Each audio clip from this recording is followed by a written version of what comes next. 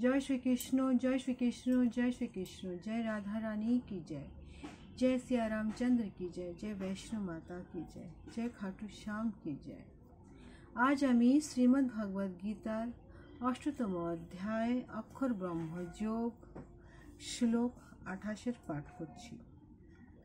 वेदेषु यज्ञेषु तपःसु च एवः दानेषु यतः पुण्यफलं प्रतिदिष्टम् अयोत्यतिः ततः सर्वम् इदं विदित्वः योगी परम स्थानम उपपत्तिः च आद्यम।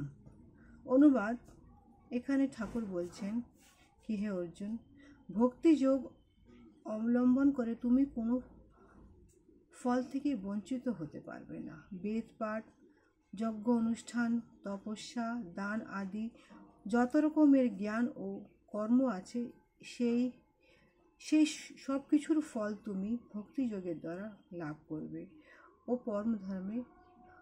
পরম ধামে তুমি যাবে, অর্থাৎ তুমি আমার কাছে আসবে। তাৎপর্য হচ্ছে এইটা অক্ষর ব্রহ্মযোগের শেষ শ্লোক।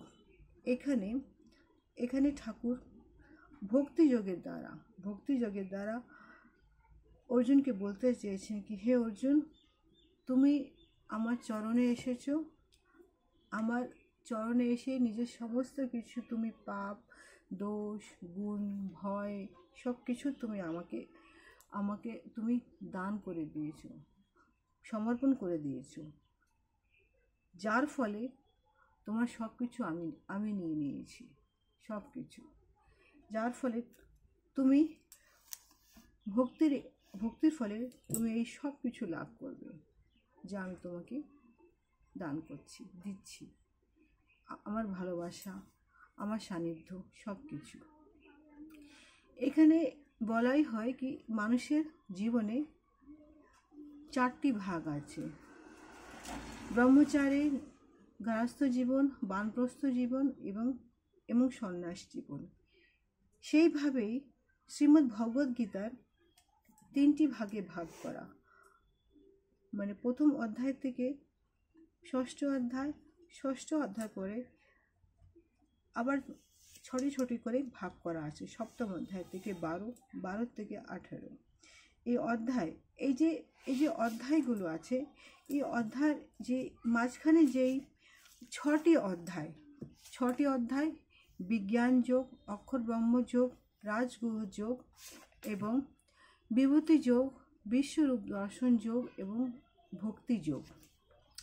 বিজ্ঞান যোগের মধ্যে ভগবান নিজেকে এটা দেখিয়েছেন কি শ্রীকৃষ্ণ হচ্ছেন পরমতত্ত্ব, সব কারণের কারণ, সব তত্ত্বের তত্ত্ব।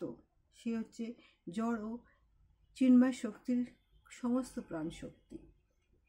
অক্ষর ব্রহ্মযোগ হচ্ছে শ্রীকৃষ্ণ এটা দেখাচ্ছেন কি সমস্ত চিন্তার মাধ্যমে এবং বিশেষকালে মৃত্যুর কালে আর মৃত্যুর এই যে সময়টা, মানুষ সেই আত্মা আমাকে যদি মন থেকে ডাকে তাহলে সে আমার ধামে আমার সান্নিধ্য অবশ্যই লাভ করে।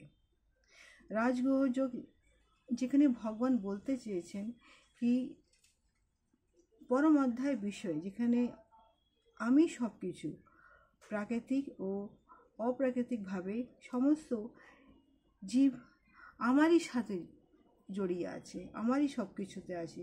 মানুষের শুদ্ধ ভক্তি পুনর্জীবিত করার ফলে শ্রীকৃষ্ণের কর্মধামে সে আবার ফিরে যেতে পারে।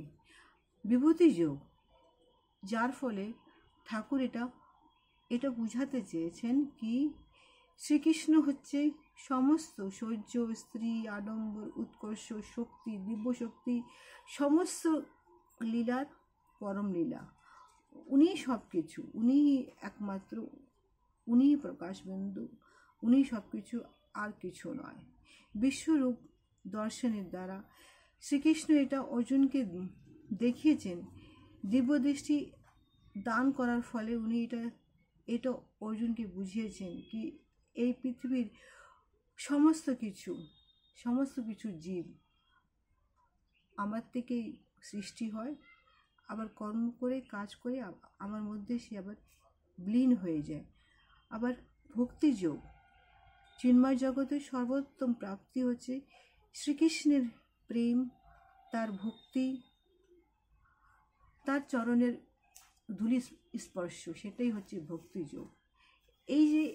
এই যে মাঝখানে যে 6টি অধ্যায়, এই 6টি অধ্যায় যে জন পড়েছে, যে জন বুঝেছে, যে জন নিজের মধ্যে এটাকে ফিল করতে পেরেছে, হৃদয়গ্রাহী হয়েছে, ভগবান তার উপরেই মঙ্গল দিয়েছে।